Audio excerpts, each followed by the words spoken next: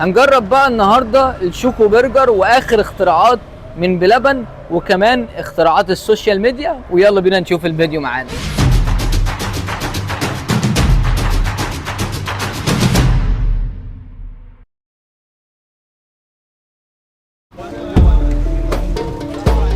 هنجرب بقى اول حاجه معانا وهو البرجر.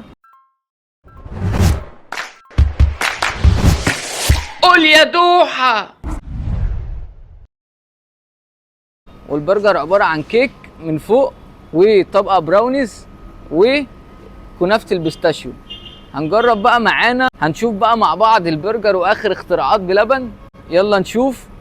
اول حاجه معانا هو بيجي كمان معاه الشوكليت، الجار الشوكليت الكومبو اللي هو ايه ده، عباره بدل العيش بيحط الكيكه، تمام، وطبقه البراونيز اللي هي بدلها البرجر، وكمان معانا الكنافه بالبيستاشيو اللي هو مكان الخاص بقى والصوصات والكلام ده. يلا بينا نشوف الطعم معانا وبعد كده بقى نشوف كمان بالشوكليت. بسم الله. جامد، عاملين ميكس حلو قوي مع بعض. عجبني قوي البراونيز دي، كيكه البراونيز مع البيستاشيو رايحه في حته تانية.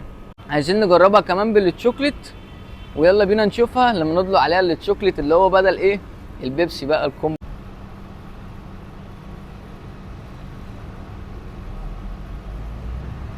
بس هنجربه بقى بالشوكليت. ده السعر معانا ب 125 بالشوكليت. بسم الله. نشوف بقى بالطعمه كده بالشوكليت. الشوكليت حاسسها انها خفيفه شويه، بس نشوف بقى طعمها. بسم الله. لا بصراحه طعمها حلو قوي، وكمان مع الشوكليت عاملين ميكس جامد قوي مع بعض، بس فيها كميه كالوريز كتير قوي. فانا انصحكم ان بصراحه دي مش واحد، يعني عايزه اتنين، لان هي حجمها كبير وتكفي اتنين مع بعض. هنشوف بقى معانا الشوكيز، ودي نسيت اقول لكم عليها، دي جديده برضو غير الكوكيز، هي فيها حاجه مختلفه، ايه بقى مش عارف، هي شكل جديد تقريبا. نشوف بقى الشوكيز معانا كده. دي سعرها 10 جنيه، مش غاليه، تيجي قطعتين يبقى غاليه. زي ما انتم شايفين كده قطع الشوكليت بقى وقطع الشوكليت، بس الشوكليت راحت في داهيه، الدنيا حر موت. نشوف بقى الطعم معانا. بسم الله. كوكيز، انا شايف ان هو عادي، يعني هو غير الاسم بس. هنشوف بقى ترندات اللي طالعه جديد من سموزي بارادايس، ويلا بينا نشوف سموزي بارادايس معانا. سموزي بارادايس بقى نزل باختراعات جديده. هنجرب بقى باول حاجه معانا وهي الشطشوطه، وتاني حاجه القصاية. يلا بينا نشوف معانا الفيديو. هنجرب بقى اول حاجه معانا وهي القصاية. طبعا انا في الاول بعتذر لكم عن الصوت، مش راكب على الصوره علشان المايك فصل مني وانا بصور. القصاية دي بقى عباره عن ايه؟ عباره عن الايس كريم التوت البرازيلي، وعليهم بذور الشيا، وكمان عليهم فواكه طبيعيه اللي هي الموز، وكمان عليهم زبده الفول السوداني، وكمان شوفان. هنجرب بقى الميكس الحلو ده مع بعض، وعايزين نشوف طعمه عامل ازاي. بسم الله. بصراحه طعمها حلو وميكس حلو قوي مع بعض. وكمان لو انت بتروح الجيم بتعمل دايت، الوجبه دي او القصاية هتنفعك قوي، لان هي كمان حلوه قوي للجيم، لان عباره عن كلها حاجات طبيعيه. عندك بذور شيا وايس كريم توت، وفي نفس الوقت زبده الفول السوداني والموز، كل ده بيفيدك للجيم او عموما بيفيدك في الدايت. فانا شايفها كويسه جدا، وسعرها مش غالي، سعرها 75 جنيه، والحجم حجمها حلو قوي زي ما انتم شايفين كده. فهي بصراحه تستاهل القصاية.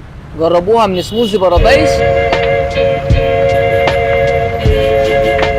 هنشوف بقى تاني اختراع معانا، وهو اختراع غريب من سموزي بارادايس، وهو مانجا بالشطه. مانجا بالشطه او بالتوابل الهنديه زي ما بيقولوا، اختراع غريب عاملينه من سموزي بارادايس. هنشوف بقى كده طعمه، ويلا نشوف. بسم الله.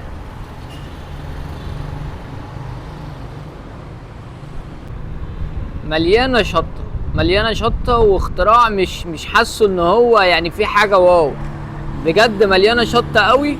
وفي نفس الوقت يعني لو عادي مش اختراع الغريب او عادي ممكن اعمله انا في البيت، احط شويه شطه على مانجا هيطلع لي نفس الاختراع ده. فبصراحه انا شايفه عادي جدا، وكمان يعني سعره 80 جنيه، حاسس انه غالي على الاختراع ده. تمام، فلا يعني شطه ما فيهوش اي اختراع تاني، ومشطشطه قوي.